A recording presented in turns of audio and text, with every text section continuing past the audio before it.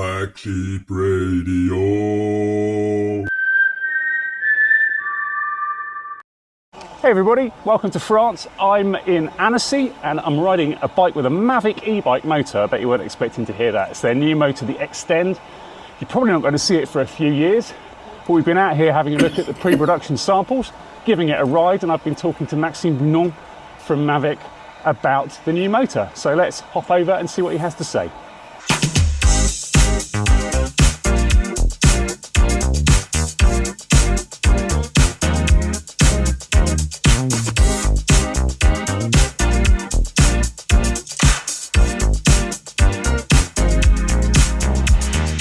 I'm with Maxime Bounon from Mavic, and we're riding, well I'm riding, he's got an acoustic bike, but I'm on an electric bike, an electric road bike, powered by a new Mavic motor, the new Mavic Extend. So this is a bit of a bolt from the blue for all of us, Maxime. We weren't expecting this. No, it's a surprise. We are full of surprise. We are following our DNA of innovating and trying to improve the bicycle world, let's say. And this is a good example of what we can achieve when we think a little bit out of the box. Yeah, and it's not your first flirtation with electronics. We all know about the Mectronic and the Yes. zip components back in the 1990s. You're right, that's good examples of what we can do when we get out of wheels. Yeah. And indeed, we launched the first electric shifters in the 90s, did a new one, wireless, for the first time ever in the very late 90s, 99 exactly. Did some other things within electronics, and now it's something very different in the world of e-bike. Yeah, absolutely. So what we're looking at here is a really lightweight motor system. It's 3.2 kilos as a full system. Yep. And that's with a 360 watt hour battery. So Yes. a similar weight to the e-bike Motion X20 system, but with a much bigger battery. Yeah, 3.2 kilos for the total system with a 260 watts battery. And I think the most interesting part of the system is the drive unit, which is super small, very powerful, and super light. Absolutely, and what we're talking about here is a mid motor, not a hub motor. So Exactly. This is a mid motor, fits into, well, we're riding a sort of converted BMC road machine at the moment. So BMC have been your partner with this, with your frame partner. Yep. With this project. Yes. And this bike I'm riding is a Duro Di2. It's a nice build, and the new Mavic Cosmic. You got the SLR32. SLR32 wheels, thank Yep. you. Weighing in at 9.73 kilos, this bike. So under 10 kilos for a full build, with a reasonable battery that will give you a decent range on an electric bike. Yes, in the testing that we've done with this 360 watt hour battery, we're able to achieve up to 3,000 meters of continuous climbing. And let's talk a little bit more about the motor, because one of the really interesting things about it is that it uses a standard Shimano Holotech crankset. So any of the Shimano Holotech cranksets will fit. I've got a Duros one on here, but all the way down to 105 Tiagra, Claris, anything will fit through there as long as it's got the standard Holotech axle. Exactly. It's the only mid-motor on the market that's not integrating the spindle axle from the crankset. So you can just slide in the regular Holotech axles that comes with standard Shimano crankset. Yeah. And that of course means we can run a 2x system like we're running here, 2x or system, you can run a 1x gravel system, Exactly. or a mountain bike group set as well. Yeah, and then you maintain a just very, very standard Q factor. So there's no compromise on that spec. That's great. And the motor itself, very small. So it's basically a cylinder, and the diameter of which is about 87 millimeters. Is that correct? This is correct, yeah. So it really is very unobtrusive in this BMC frame, a very small motor, and you can probably hear a little bit of a whir from the motor as we're chugging up this hill, but it's really not very noisy. And obviously this is a pre-production sample, so we're not going to be seeing these released into the wild probably for another couple of years. Yes, exactly. What you're riding here is a working prototype. I mean that the development is fully made. We are now launching the industrialization phase. And we're also looking for partners to put that motor to the market. Partners on the OEM side, that's our business, but also partners to help us sustain the projects to the end, so financial partners. Excellent. I mean, let's talk a little bit more about the technology in the motor. So it's using quite a small motor with a very clever cycloidal reduction gear. Exactly. Which turns the RPM of the motor down from about 4,500 revs to whatever we're putting out now, about 60 up this hill. So that's a very, very simple system, also very low friction. And it also has a mechanical clutch in, which completely isolates the motor from the drivetrain when you're not using the motor. That's totally it. So it's the drive unit is very compact, very small. It slides into a frame that has a standard width for the bottom bracket. So you can imagine everything that we've put in that small space. And so it's kind of a donut construction.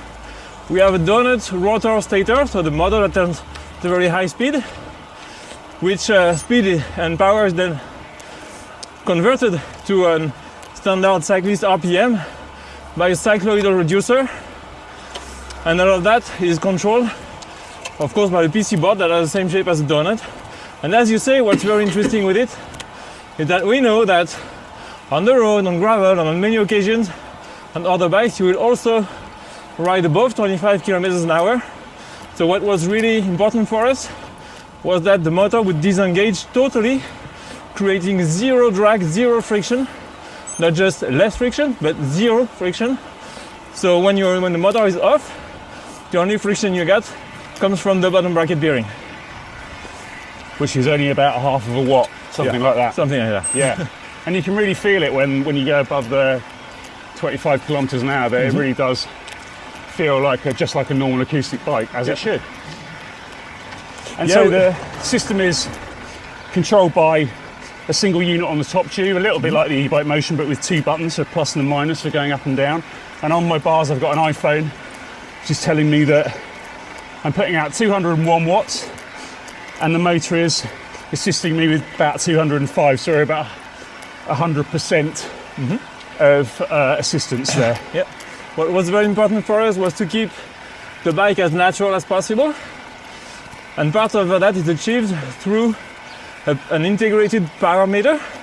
Most mid motors and motors in general have a torque sensor, but very often they are not so accurate. So it was very important for us to integrate a power meter that would be the same accuracy as the power meter you can buy on the market and use for training. And thanks to that, we're able to tell exactly the power that you put from your legs, and the motor instantly adapts the output that he has to put in complement to your legs.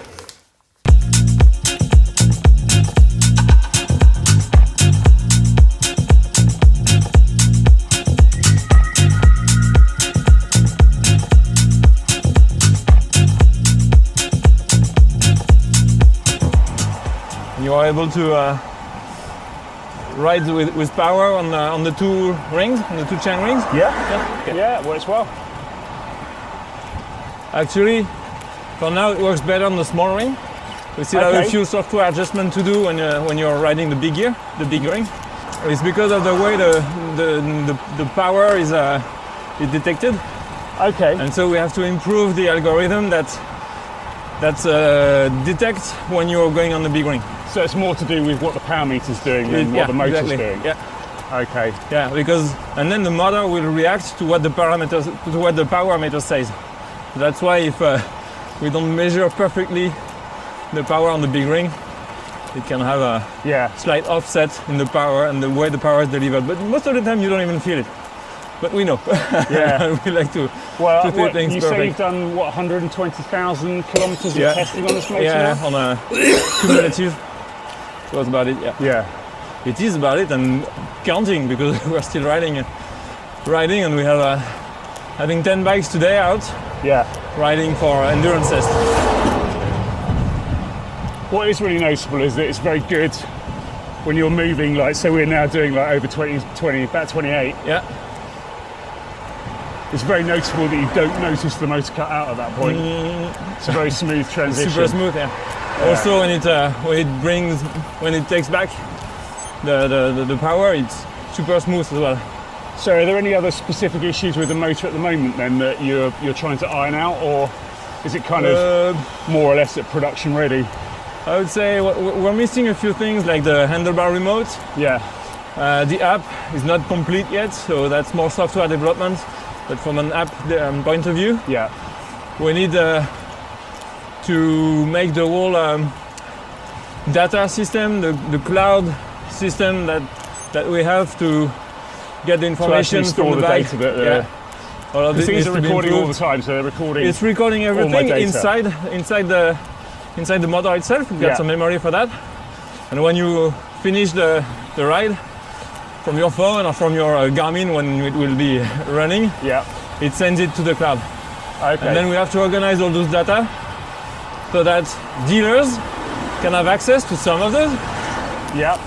and that our service center can have access to everything, so it knows exactly what has gone wrong during a ride. Sometimes Right. there are errors that are automatically corrected, but we need Yeah. to know. Okay. Cheeky. UK style Yeah, roundabout. yeah. That's okay. Obviously, we're riding road bikes today. Do you see it predominantly as a lightweight kind of enthusiast motor, or do you see that there's a market for this also in kind of commuting? We I see mountain biking as well. there is one market for commuting that is not really picked up yet because there was no solution for it. Is the lightweight commuters, Yeah. and we think that we have a good solution for that, with a big range of use, so that you don't have to charge it every day, and light enough so that's for pure urban people living in a flat, in an apartment, who wants to keep their bikes in their apartments. It's easy to carry. Yeah. And so today it's not easy to find bikes below 15 kilos, but as you've seen the one in the room, at 12 kilos we can offer something pretty nice. And we see also all those mountain bikes that are light support mountain bikes. Yeah. So we're not quite there yet. It requires a bit more development because we have to make sure that the motor really works to the way a mountain biker pedals. Okay. And we don't have a bike for that for now, but there's no reason why it wouldn't Have you work. tried it in a mountain bike yet or not? No. Not at all. No. Okay. But we know it's just some software adjustment and it will work. Okay. Yeah.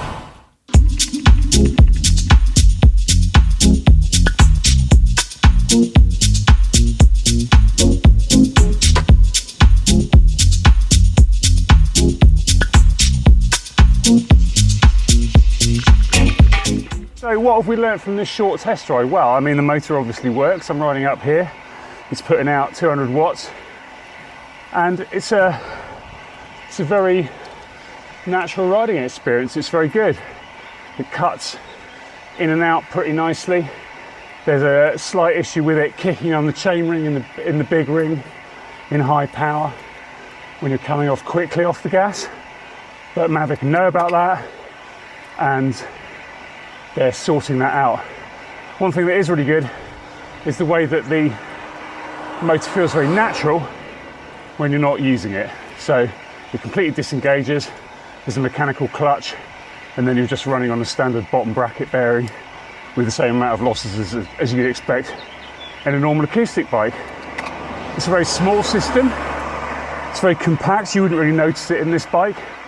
It's not particularly quiet at the moment, but you have to remember that this is a pre-production sample, and so there's probably some gains that are going to be made there.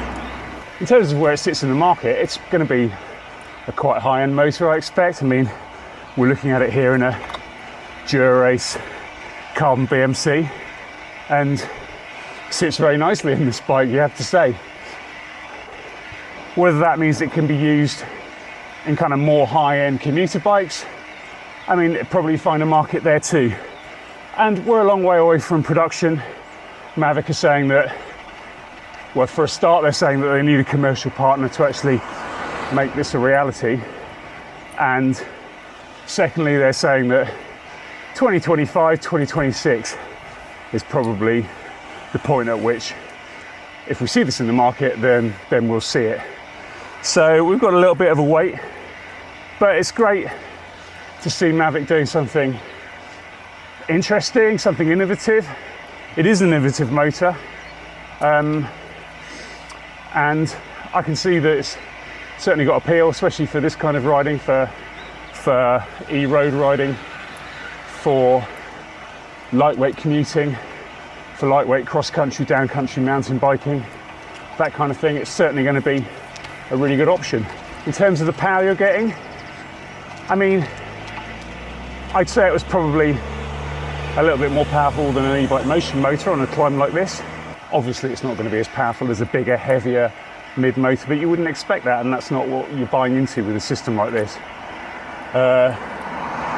Mavic rate of torque in normal use is 39 Newton meters, which in numbers is about the same as an e-bike motion motor, but because it's in the bottom bracket and you're able to keep the cadence higher, the motor's running quicker, it's more efficient there, and you get a bit more torque out of the motor there.